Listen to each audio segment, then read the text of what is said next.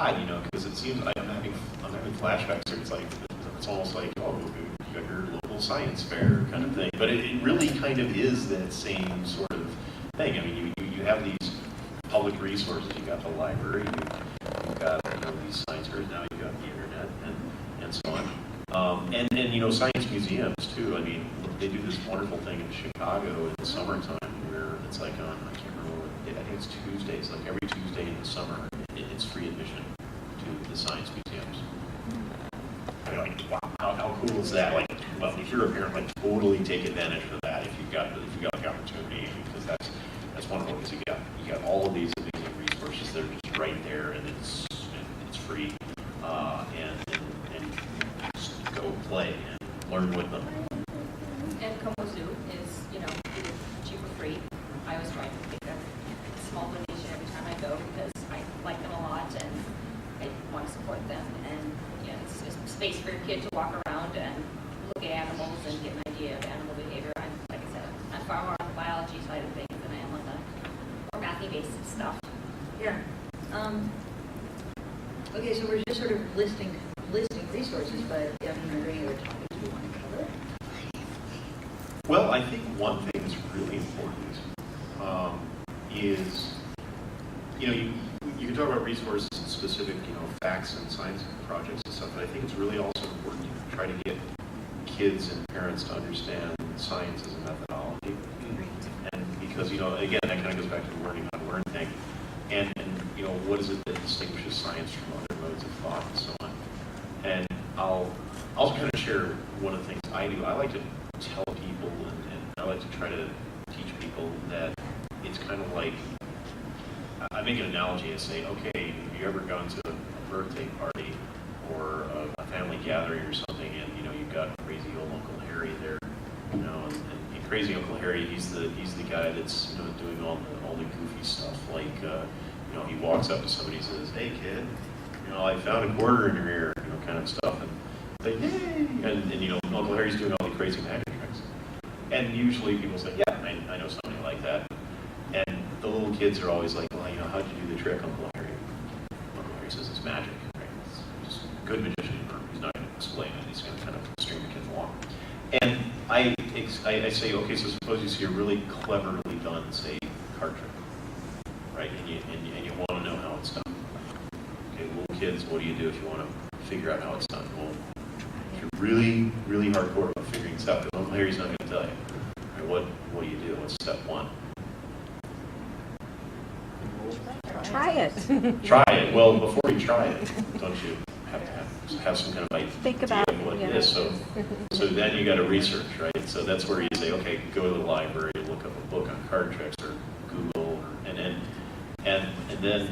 you get an idea, and then you try it, right? So you get your own deck of cards, and you try it, and depending upon how successful or not you are, you say, well, maybe that's it or not, and so maybe you have to go back and read some more, and then come back and try it again. You keep running through it. Eventually, maybe if you're persistent and lucky, you get it. And I tell her that that's science. That's the methodology of science right there.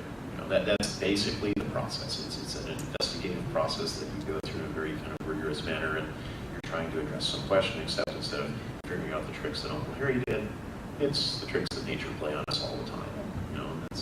And the thing, I like to use that analogy because that's something everybody can relate to. And it's kind of the same kind of investigative mode. And in addition to the methods of science, a big thing that I like to do when doing science with kids in an informal setting is to show them that they can be scientists too, that they, by doing that process, by thinking that way, and by going through those methods, they're acting as a scientist. And so showing them that science is accessible and is for everyone, and even if you don't grow up to be a scientist, you're interested in something completely different, it's still a part of your life. That scientific thinking is still a part of your life, and it's going to be important. I mean, maybe when they're in third grade, they don't care about when they're going to be voters, but this is what I think about when I'm working with third graders. Is one day they're going to be voting on these issues, and so let me show them that scientists aren't this other population, that they're just people. Show them that science itself isn't scary. So that's a big part of the message I try and get across.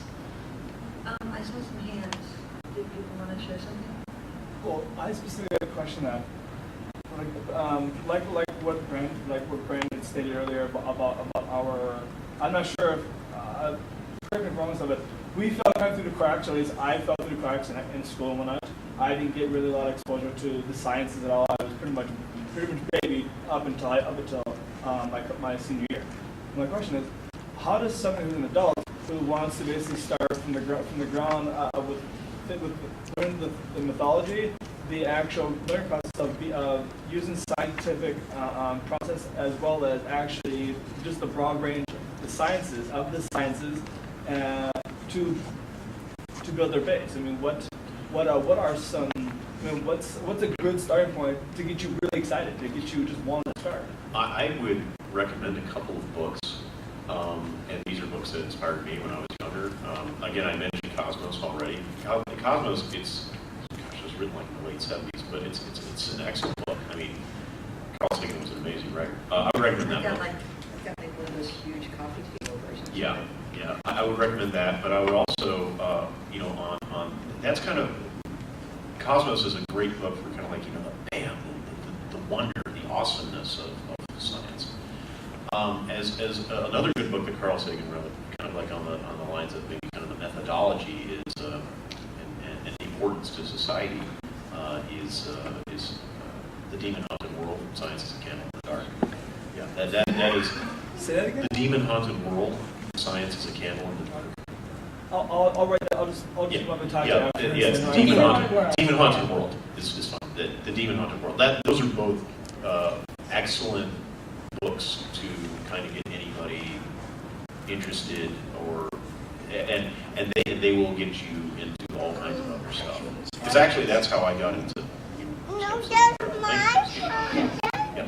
Science blogs as well. There's a lot of science bloggers out there who are picking up where when science journalists were getting fired left and right, Like me, like the person or. Gosh, there's so many. Which aggregator is the current? There's, like for example, Is Cyblog still? I don't know if Sidewalks is still around, but Scientific American, for example, has. Yeah, Scientific American blog. That's great. I mean, Yeah. That's a good one. Because a lot of the bloggers are, some come from the journalism aspect, some come from the scientists, some come from a scientific background, and together they're able to explain what's going on in the current research and how it's being done. So there's amazing science journalism to be found in the blogs. I like Discovery News. Yeah, I was going to mention I that. read Yeah. Yeah, because they've got like the really strange things, like, oh my god, they just found a dinosaur bone and it's got the feather imprints on it. How weird is that? And it's written very accessibly, which I like, and they're usually fairly short articles. And I'm reading these in between, changing the baby and making dinner. So What's it called again? just the Discovery News. News.discovery.com. Yep. So I write for the space section, there's an animal section, there's a human section, I'd like to just throw out the How Things Work book from the 80s. Because a lot of this, I understand it, but to have to really think about it, to explain it to my kid, it explains it at a You want something that explains it at a higher level that you can then bring it. yeah, bring it down. Right. Yeah. Because it's How like- things work is good. It's such a part of my life to have to explain how an plane works. It's like I understand what it does, but Jill? yeah. I was going to bring up, and maybe this isn't, I don't know how popular it is, but Nerd Criteria, if anyone's a fan of like John Say that one more time. Nerd Criteria, which is like John Green and Hank Green, the Vlog Brothers. Ah, yes. Okay. And they contribute with Crash Course, and they do multiple courses. Right now we have Okay, Crash you Course need to Chemistry. spell that for me. The Vlog Brothers is just like their YouTube channel, VLOG. Vlog Brothers. And Video blog. they have like a community that they've created called Nerd Criteria. The whole point is to reduce world suck. The amount the world Increase sucks. the awesome. Increase the Oh, awesome, decrease the suck. And the whole point Nerd what? is spelled Nerd Criteria. So Nerd nerd fighters. fighting. Oh, nerd fighters. Yes. I heard nerd fight and then I was like, Cafeteria, cafeteria? like cafeteria. Yeah. Okay. No, Right. it's not what we see out here in the courtyard with the foamy slippers. No, that's not what it's God, I'll get yeah. there in a fight. Green Brothers are awesome. But they have a channel called Crash Course in which each of the brothers has done multiple shows. They have like a literary show that they did where he did like U.S. literature and stuff, and he does U.S. history and world history, and there's biology class, and he does like basics biology, like as a grown-up, what biology should you know? And he also goes into some like deeper, kind of more complex concepts like the math of stoichiometry and chemistry and things like that. And the same with like history and all that kind of stuff. And then they also have Sideshow, where he does like scientific news like once a week, where he's just like, hey, this week in science, they're doing this really cool thing. You should follow this link. Oh my God! Seriously, have you been watching the science stuff that has been going down? Like they found a cure for diabetes, they think, and there's some other thing about an implant to help blind people see, and They injected HIV into a girl to cure her cancer. yes, Yeah. yes. I'm just, Oh, I heard about that. there's some, the stars are aligning or something. Cosmic radiation, all of a sudden science is boom. So those are really cool resources, and they're really good about suggesting other things. Like, you know, usually at least once a day they're like, and actually this guy also blogs about science. So if you want to watch him, and if you want to, and sometimes I feel like videos can be easy. Like I'll turn them on while cleaning and like watch Sideshow or like 6 episodes of Crash Course and clean my apartment, and then I get Let's to learn not forget things. Mythbusters too. Yeah. Oh yeah, Mythbusters is really good. I'm a big fan of getting my science via documentary, either on the lighter, more funny side with Mythbusters, or on the more serious BBC nature specials. So a couple I wanted to mention was Bill Nye the Science Guy, because all the scientific principles are still the same. And I watched them all with my infant, and she was massively entertained. There's the old Mr. Wizard series, which your library most likely has for the asking or the interlibrary loan, which I want to pimp a lot because it's awesome and you should use it, and your librarians will be incredibly impressed with you if you ask. Also, like you said, the science stuff on Facebook. If you don't mind censoring a little bit for your children, but the I Fucking Love This Planet group. And, I fucking love science. I fucking love science. Yes. I love They the have the, like, it's I really love science or whatever. Yeah. The PG version of the I fucking love science. That's good. Yeah, but they've got the awesome science discoveries, like, this week in science, cure for diabetes, cure for cancer, what the hell? Oh, can I add Google Plus as well? I know a lot of people are still like, there's nothing on Google Plus. Wrong. There is so much science on Google Plus. Science Sunday, especially on Sunday. Just, oh my God, so much good stuff. Oh, podcast, Radio Lab. Oh my God, I dude, love Radio Lab. Radio Lab is like the Oh my bomb. God. It is so awesome. Yeah, I mean, because like kids are, they've got the phones and the earbuds and the Kids today. I mean, there's also there's Science Friday. Yeah, Science Friday, and you got Radio Lab, and you got all these science-oriented podcasts, Skeptic's Guide to the Universe. I mean, there's all this really groovy good stuff. Astronomy Cast. Astronomy Cast. There's a new one in town. It's called brainson.org. They're a local podcast. I met the guys at a... Where the hell did I meet them? I met them at the Minneapolis Institute of Arts, of all places. They were interviewing children for their podcast, so it's like specifically for more slightly older elementary school children, but for the young crowd, and sometimes getting science is accessible for, your small kid is a little harder, if you don't want to be holding up the plushies and saying, okay, now with the T-Rex and the Brontosaurus. Yo, but plushies are cool. I like plushies. Madame TARDIS. Thank you. I brought up several. Bill Nye actually now has an app. My daughter just downloaded it probably 2 weeks ago or so. Must have. And then you were asking about science introduction. Basher books. There's the series of Basher books. Scholastic has them. They are fantastic. You can get them out on Amazon. They've done the periodic table, chemistry, the oceans, dinosaurs. They're accessible to probably 3rd grade up for a precocious reader, but we find ourselves as adults reading them kind of in the bathroom going, hey, I forgot all about that. They're wonderful and really reasonably priced. And just to your comment, Matt, half the fun with kids is letting them fail as you learn about science. Yes, exactly. Asking them, what do you think is going to happen? Because the things you think they think are going to happen aren't often at all what they say. Yeah. And then just letting it happen and then find out, well, why? Now Yeah, well, I mean, that's an extremely important point, and I think one of the problems that I have seen as a professional public educator, one of the things that I have seen is, in many ways, there's kind of a reluctance among some of my colleagues to allow kids to fail. And I'm like, no, The no. NGSS isn't going to give them a choice. Yeah. They're supposed to be the successful NGSS. and they must know how to do Yeah. this. Well, you learn, I think we all agree, you learn when you screw up. Yeah, but if you're not allowed to screw up, right? But Nicole mentioned something called the NGSS, and so for those of you who don't know, what NGSS stands for is Next Generation Science Standards, and this is a huge deal, folks. If you have not read about the Next Generation Science Standards, you should. Just Google it. They've got a great website. They just came out with these standards recently, and something you need to understand about NGSS, it's not a federal program. This is not coming from the federal government. This is actually something that was put together by private organizations like the Carnegie Foundation and states that chose to get involved in it. Right? So this is actually coming from the states, and like a majority of states in the country have already signed on to this. They're gonna accept it. They're gonna do this stuff. And one of the things that's very specific in these standards is exactly the point that you just made, is you need to set up situations where the kids can fail and learn from the failure to do it better next time. And I'm like, It's beyond exactly inquiry what now. should be done. It's That's beyond exactly inquiry even. what It's should be done. real science and engineering practices Yeah. every day in the classroom. Yes.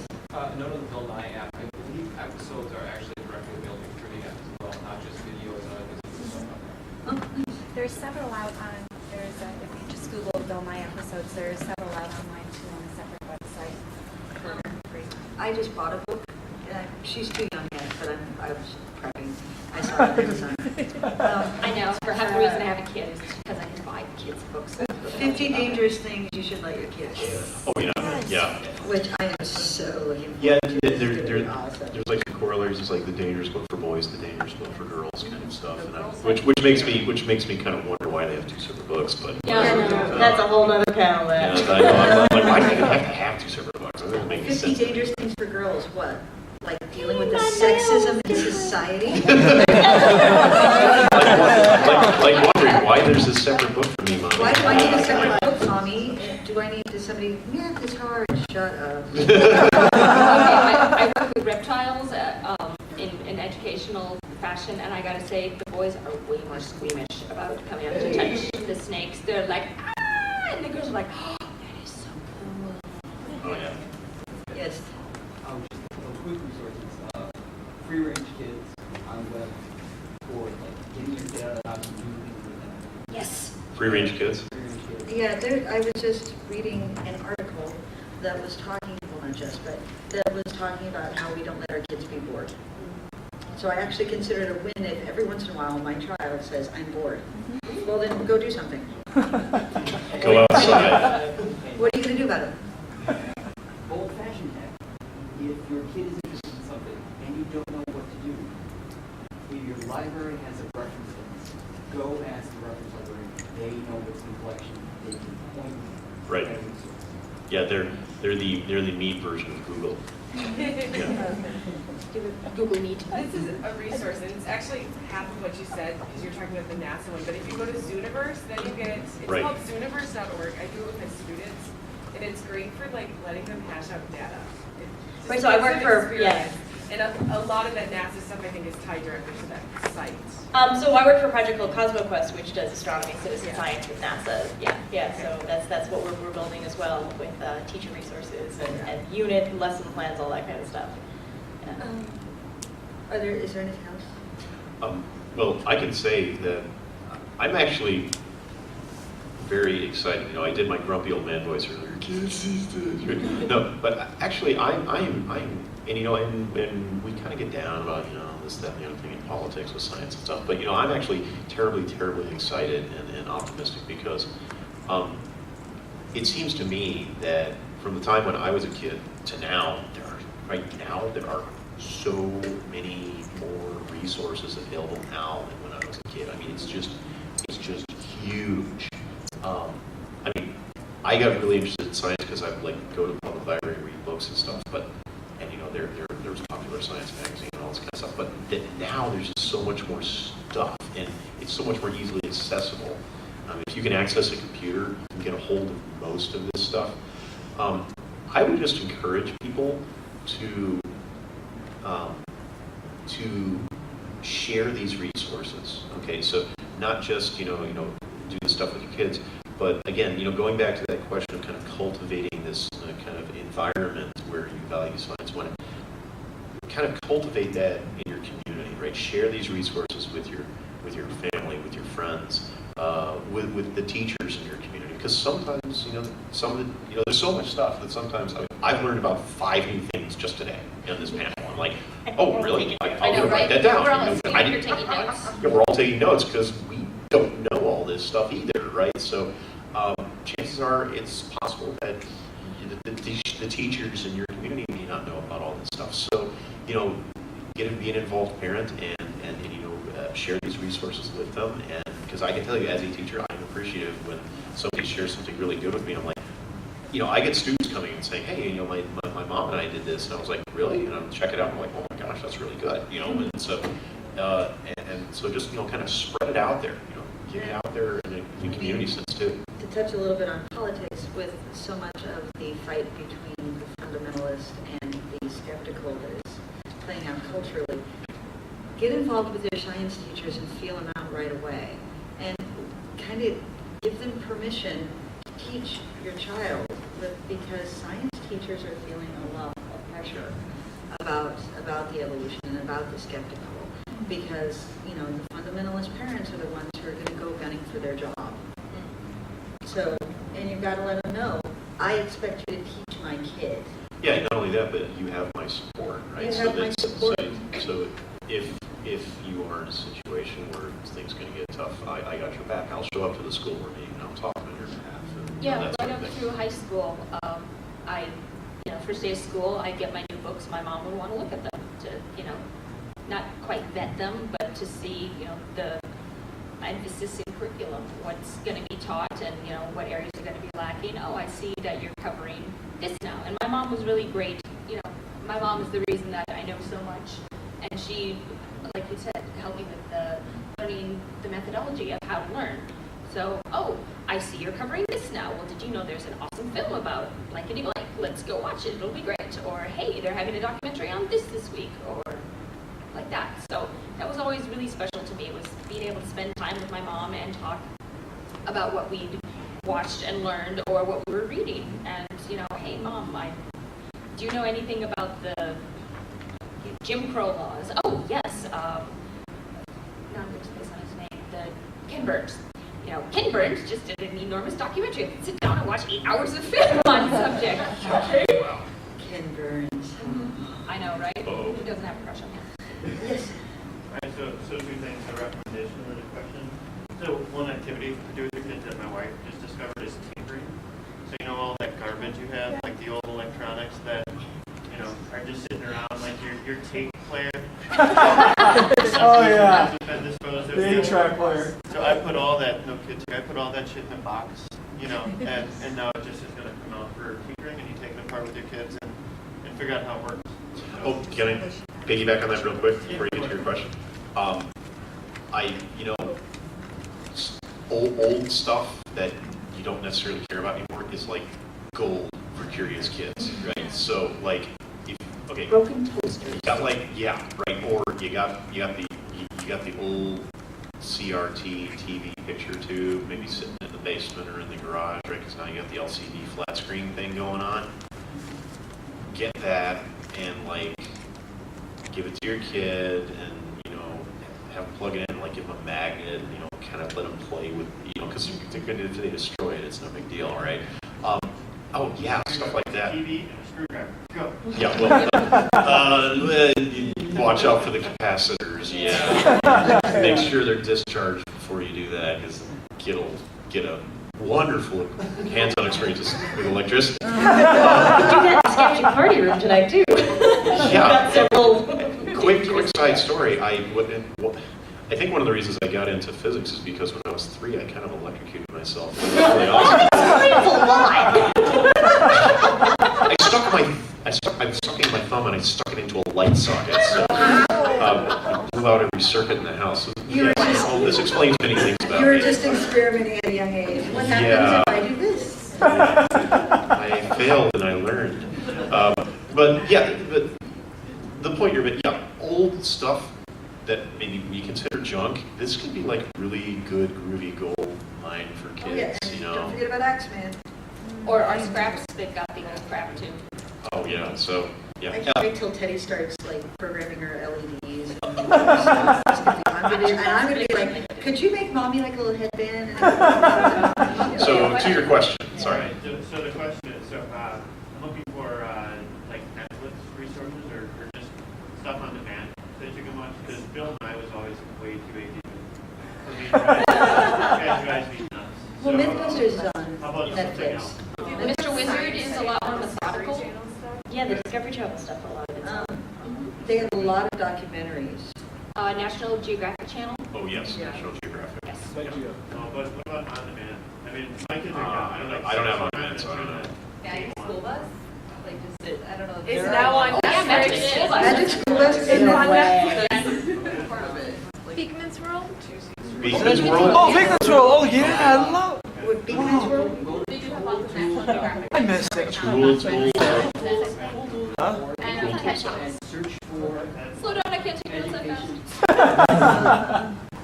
We can repeat. is an online resource for finding cool tools. Okay. But it also includes books, and it will list. They have a listing for a DVD service that you can subscribe, and they will send you training videos on everything. That is so hot. Building a birdhouse all the way up to welding a car. Wow. Yeah. But about the Netflix, once you start watching these things, it's Netflix, it's gonna keep recommending. Oh, I see, you're So watching once this. you Would you get like to watch started- this? Yeah, watch Mythbusters and see what happens. Oh, you will go down the rabbit hole, my friend. If you add it to your instant queue, I mean, it Yeah. immediately your suggestions change. You don't even have to spend the time watching it. Oh. I love how it's made on Netflix. Yes, It's like how my it's made. favorite show. I Fantastic. show it Yeah. to my students. Now I know how plastic injection molding works. Oh, there's an old show called Connections. Oh, yes. Oh, I yes. loved that show. 3, 2, 1, contact. Who remembers that? Oh my God, Yeah. But if you Yeah. can find The Connections, connection It- videos it are was- all on YouTube. it was just this show where he would start with one thing and sort of wander through just and then so this guy actually turns out he knew this guy, and it's sort of like 6 degrees of separation on the science based. You will be, if you have never seen Connections, just watch the very first episode where he goes from like the infamous 1969 power outage to the plow. The first 20 minutes, if that doesn't hook you, you like must be lobotomized or I something, remember- because it's amazing I what he remember does. one specific episode where he started with people in France wanting more fancy fabric, jacquard, which is basically a weaving process where it's either on the top or it's on the bottom. It's binary. And he walked all the way through how people in France wanting fancier fabric, computers. I was just like mind blown. What? Brilliant. Get the books. Yep. There are books associated with the Yep. show. Joan? There's also TED Talks on Instant now. Oh, yes. TED Talks, Love right? TED Talks. And there's a TED Talks blog. TED Talks podcast as well. Is that the same as TED? It's they're from the TED Talks. Yeah. That's the- Yes. Yeah, from the TED organization. But for kids? No, you might have Some, yeah, you have to screen them, you know. Yeah, I mean, It depends on what they are, and some of them are like 2 minutes long, and some of them are like 3 hours long, and some of them are on like Like there's- biology, and some of them are there's- on like how to tie your shoes the best way. there's a TED Talk by the dude who did the 538 blog. I'm blanking on his name. Nate Silver. Oh, Nate Silver, yeah. Yeah, he did a fascinating TED Talk on using statistics to fight racism. Key. And you watch it, it was amazing. And I showed it to my students just because I'm like, this is cool. I know I teach English, but I still want you to watch this. Random tangent, I saw TED Talks earlier this year that I've adopted because it was a method for how to wash and dry your hands using fewer paper towels. And Wow. it was 3 minutes long, and I was like, wow, I'm going to like, So how do you watch and dry your hands? once you've washed your hands, shake them 13 times. You can, that's just the best number. Take a paper, Because they did science. because they did science. Take a paper towel, fold it in half, dry your hands will be completely dry. I promise you. I'm going to the bathroom immediately after this panel. And try this out. I will report the results on my blog. you test 5 shakes Writing and this not down. folded, 10 shakes folded it twice. It turned out it didn't need that. Different size hands. Must do. Different size hands. Most efficient way to dry hands. They have really plush towels here, so your hands will be really dry. Yes. Just to share a quick, easy project that the Girl Scouts that I loved. Edible DNA. Super easy, all ages thought it was fun. It's colored marshmallows, toothpicks, and licorice. And the pink marshmallows can only play with the green marshmallows, and the yellow ones can only play with the orange ones. So you're teaching them really how it matches up. You make marshmallows on the little ladders with the toothpicks and put the licorice on each side. And then you can truly hold it up and twist it. And so all of the girls had to twist it before they were allowed to eat it. But then you've got your double helix. And I think that by the end of the year, every single little girl remembered how DNA works. Because, so again, and it was free and easy, and one of those things that you Google, say, I'm going to be teaching them about DNA. What can I do that's free DNA experiment for kid? And so didn't have totally free, but minimal grocery expense. I'm a crafter, and I love doing things like that. And the more edible and smaller projects like that are great for kids. But if you want something a little more complicated, you can learn how to knit a DNA helix, which I just think is cool. Or if you've probably seen them online, somebody actually knit an entire digestive system, or they knit a brain, or the knit uterus, or the knit frog. The dissected frog with all its organs displayed. I just think that's so much fun, and when you can do it that way, it's more accessible. It's hands-on. It gives you an idea of the 3D dimensionality of it. It lets you, okay, this connects here and this connects here, and Well, it also ties in. It also ties in sort of the more artistic craft side into the science. We're now into STEAM. Well, yeah, but there's actually speaking of resources along those lines. If you have kids who maybe they're into art and stuff, and you want to kind of get them kind of into the sciencey side of things too, there's this great resource called Mad Art Lab, right? Is madartlab.com? What drives me crazy about current education is they're taking away all the creative stuff to focus on the stuff, and I'm like, you've got to be creative. Oh, yeah. You've got to have a creative mind to problem solve, to do science, to do math, to write. And you have to be analytic to do art too. Yeah, Totally and art is a process and a methodology and a trial and experiment, and this is what I was going for until I actually achieve it. They go together, and it just drives me nuts. Well, that website particularly, I just did an interview with a bunch of them on one of my Google Hangout shows, and they are just fantastic. Yeah, Mad Art Lab Mixology is great. Yeah. Building, pooping rainbow unicorns. It actually made like a cannon. It looked like a unicorn. Shoots rainbows. Oh my God! Post a picture on the Facebook group. You haven't seen that one? No, I There's a room party concept right there. Oh my. Well, okay, so the SkepchickCon party is doing, Mad Art Lab stuff. Not the unicorn, but they're doing some mixology and Yes. Carol. So yeah, we love Mad Art Lab. Yeah. Okay, did you just say STEAM? Yes. Like the Science, technology, engineering, art, and mathematics. Okay, so if you're a parent, go out and support them because there are absolutely zero grants for that. My school tried to become a STEAM school, and you can't because you can't get financial support, so you have to be STEM. Right. Just go out and you really have to advocate for your schools because they don't get the money otherwise. So push for the STEAM instead of STEM because STEM is awesome, but adding that A. STEM's the current buzzword. Because right now we're you're trying to push rid it of, one more. the art teachers and the music teachers, and they're disappearing, and the correlations between art and music and all the other disciplines are so strong. I will tell you exactly what the St. Paul School District is doing in my former school next year. It is a 7-hour block, and every student is an hour, seven periods. Oh, God. Every kid gets 7 periods. They now are required to have 2 blocks of English, one of which will be reading focused, except that there aren't enough reading teachers, so they can't call it reading focused. So they were going to make me, and I'm a second grade teacher, I'm not reading licensed, teach reading. And 2 hours of math. That's half their day. Yeah. That means they have cut all of the elective teachers except for 2 at that school. That was Farnsworth. And I know that's what's happening at Farnsworth. I'm assuming that's going on district-wide. And it's crazy. And these kids that are already struggling, you're now taking the theory behind electives is they're what keep kids in school. I'm not getting it in math, but I'm good at art. Right. And we've totally lost industrial arts. Industrial arts don't happen anymore, which drives me flipping nuts. Okay, because when I was in middle school, I learned how to solder in industrial arts. I learned I used a power saw and I made a little car, and and there was home ec, and I learned how to operate a sewing machine. I am now a master costumer, and I learned, and you learn how to at least make macaroni and cheese.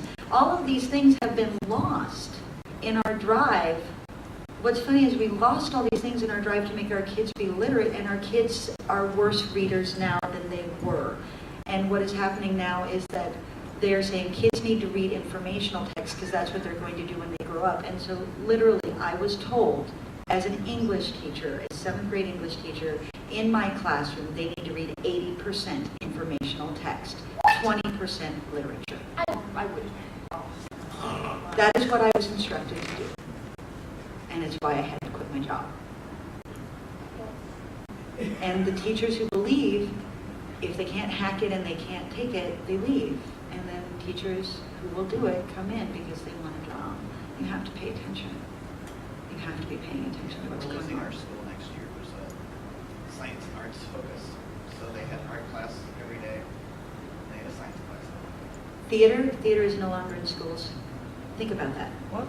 Theater is one of the best ways for kids to learn social interaction skills and interpersonal problem solving.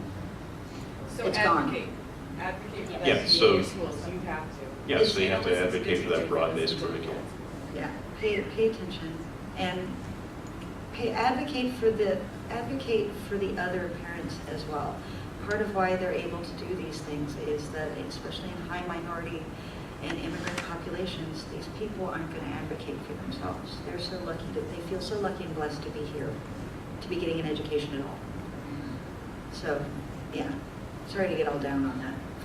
But, I mean, we can't have our science if we don't have our kids reading and if we don't have them excited to go to school. Well, yeah, it's kind of the whole package. Yeah.